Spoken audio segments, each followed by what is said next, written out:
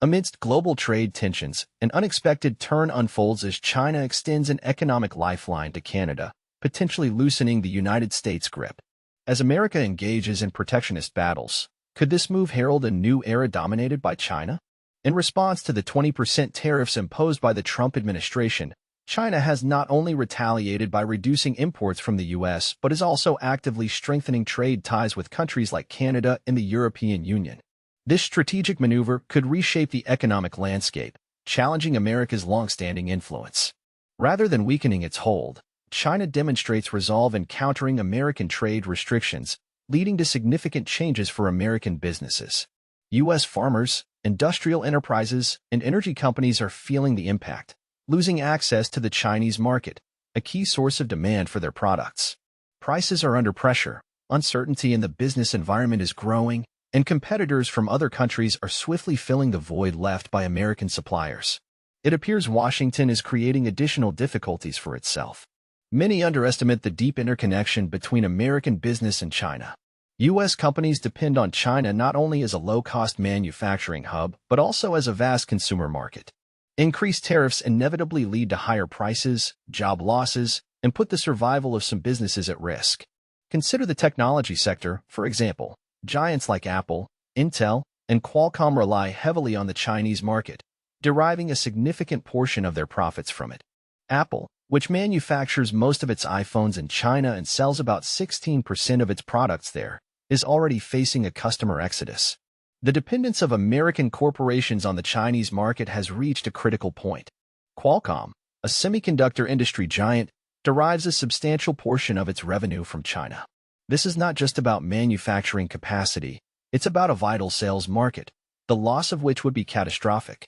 The automotive industry exhibits a similar pattern. General Motors, for example, sells more cars in China than in its home country and is now facing significant losses. Audi is experiencing similar difficulties. If new tariffs are introduced, automakers will face not only higher prices but also the risk of losing customers and billions of dollars. Even brands seemingly far removed from technology, like Nike and Starbucks, have invested heavily in the Chinese market. Nike, for example, earns billions of dollars a year in China, and losing this source of income would be a painful blow to the company. Ideally, the tariff policy was intended to weaken China, but in practice, it is also significantly impacting American business. By taxing Chinese goods, American companies are faced with a choice. Either sacrifice profits by covering additional costs or pass them on to consumers by raising prices. Essentially, this is a wake-up call for the economy. Rising prices for steel and aluminum inevitably affect consumers' wallets, increasing costs in construction and automobile manufacturing. Even everyday items are under threat. From kitchenware to beverages in aluminum cans, prices are creeping up. Some hope that tariffs will stimulate the return of manufacturing to the United States. However, in practice, the situation is much more complex. Labor costs in the U.S. are significantly higher than in China, making American goods less competitive.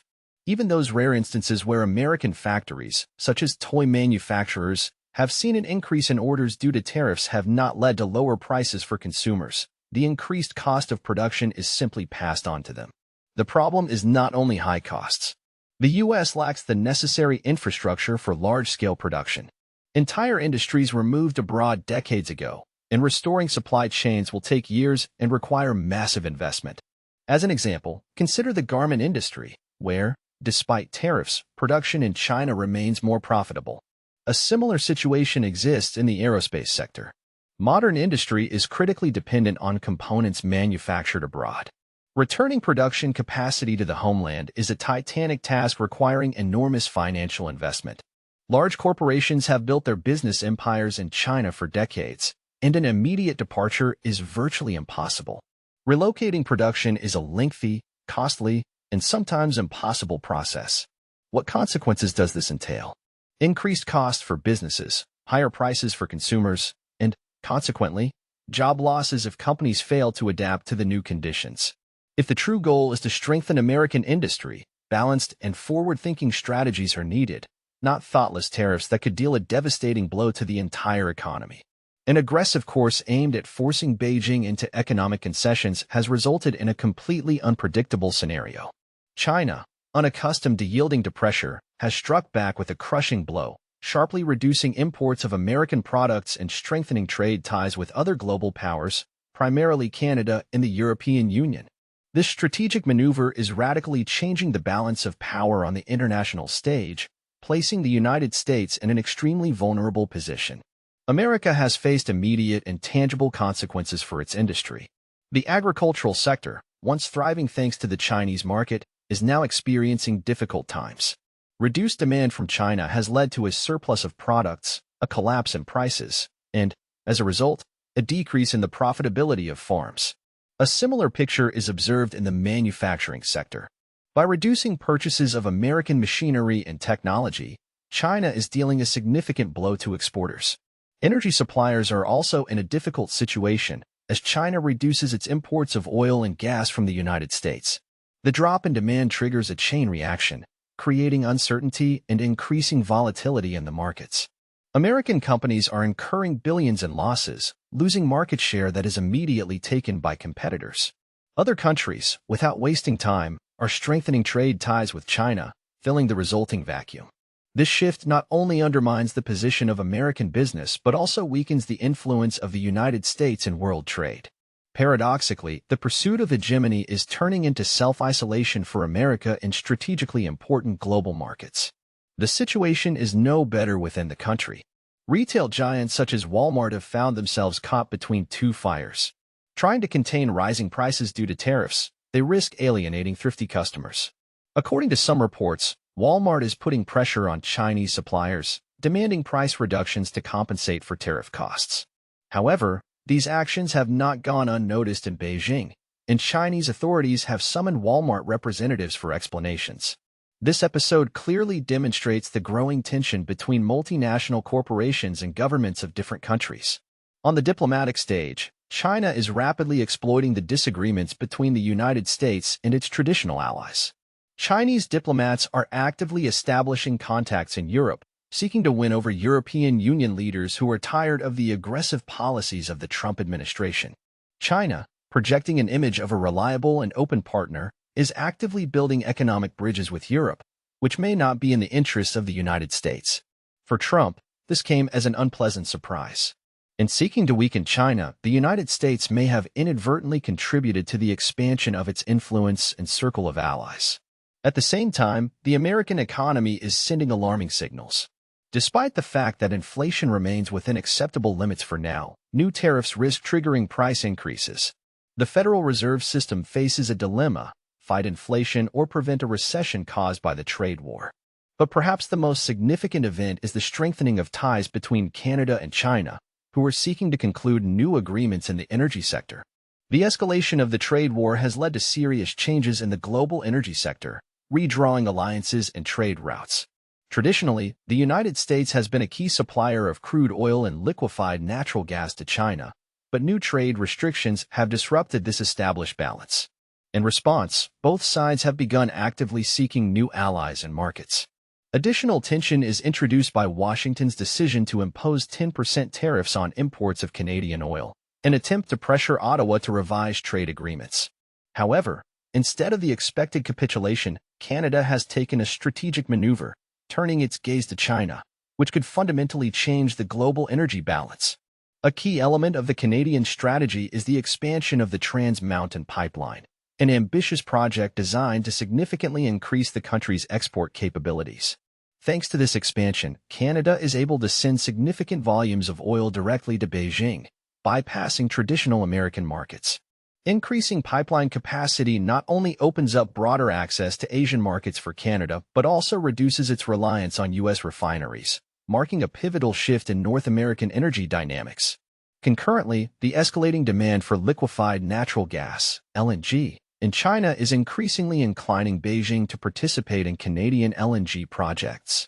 At the heart of British Columbia, a large-scale project is unfolding, poised to become iconic for Canada's energy sector. This involves a major natural gas export terminal, slated to open in 2025. With an initial capacity of 14 million tons per year, this facility represents a significant milestone in Canada's transformation into a major player in the global LNG market. China is showing particular interest in Canadian LNG, reflecting its desire to diversify energy sources and reduce dependence on supplies from the United States. This strategic move is supported by the active development of ties between Canadian energy companies and Asian markets. An example of this is the long-term agreement concluded by ARC Resources, providing for the supply of 1.5 million tons of LNG per year to ExxonMobil's Asia-Pacific division. This deal not only strengthens Canada's position as an LNG exporter, but also serves China's interests in securing stable and diverse energy sources. Amidst a changing geopolitical landscape, Canada is considering retaliatory measures against U.S. tariffs, which could add further complexity to its energy relations with the United States. Thus, Canada's energy sector stands on the cusp of significant change, driven by both internal ambitions and external factors. Behind the scenes of energy policy, the idea is brewing to limit oil exports to the United States or impose export duties, which could strike a significant blow to U.S. refineries, whose operations are inextricably linked to Canadian oil supplies. These steps, like the first rumble of thunder, foreshadow growing tensions and possibly a complete restructuring of the energy partnership between the two countries. In a broader context, these events reflect a growing trend. The People's Republic of China is actively strengthening its energy security, anticipating geopolitical instability in the world. By diversifying its sources of resources and deepening cooperation with countries located in different parts of the globe, including Canada, Beijing is not only protecting its own interests but also gradually reducing the influence of the United States on the global energy market. This kind of energy reshuffle calls into question the future of global energy alliances and the potential economic consequences for states whose well-being directly depends on the existing balance of power. The shift in China's trade vector, its departure from partnership with the United States, has already placed the U.S. agricultural sector in a precarious position, teetering on the brink of disaster. The protracted trade war has been particularly painful for farmers growing soybeans, wheat, corn, and for pig farms, threatening their existence. China was once one of the key consumers of U.S. agricultural products, being the largest importer of soybeans from the United States. In 2016, U.S. supplies covered an impressive 40% of the Chinese market's needs for this crop. However, by 2018, the situation had radically changed. The U.S. share had shrunk to a modest 18%. At the same time, Brazil and Argentina managed to seize the initiative, now providing 74% of China's demand for soybeans. This sudden market redistribution turned into a real disaster for U.S. farmers, who faced overproduction and a collapse in prices. Now they are forced to face a harsh reality. Mass bankruptcies are becoming increasingly likely. The crisis has affected not only agricultural producers but the entire agro-industrial complex chain. Processing enterprises, transportation companies, and agricultural machinery manufacturers are suffering enormous losses. The scale of the problem has become so great that the U.S. Department of Agriculture was forced to allocate $12 billion in emergency financial assistance to affected farmers. Soybean producers, who bore the brunt of the impact, received $8 billion in compensation payments. But despite these measures, problems continue to mount. China is demonstrating impressive growth in imports of European pork, increasing purchases by 35%. This maneuver is displacing U.S. exporters from the Chinese market, where they previously held strong positions. The reason for this is retaliatory tariffs imposed by China on almost all agricultural products from the United States. These measures have made American goods uncompetitive, significantly impacting the U.S. agricultural sector and raising concerns about further economic consequences. Simultaneously, China is methodically strengthening its economic resilience by reducing its reliance on American imports. By diversifying its economy, the country is creating a more robust foundation for international negotiations. This strategic move allows China not only to secure its needs but also to bolster its position on the global stage. If Washington does not take decisive steps to revise its trade strategy, it risks being sidelined in global supply chains, gradually losing its economic influence. The stakes in this game are higher than ever, and if the current trend continues, the era of U.S. dominance in global trade may be coming to an end. However, this story is far from over.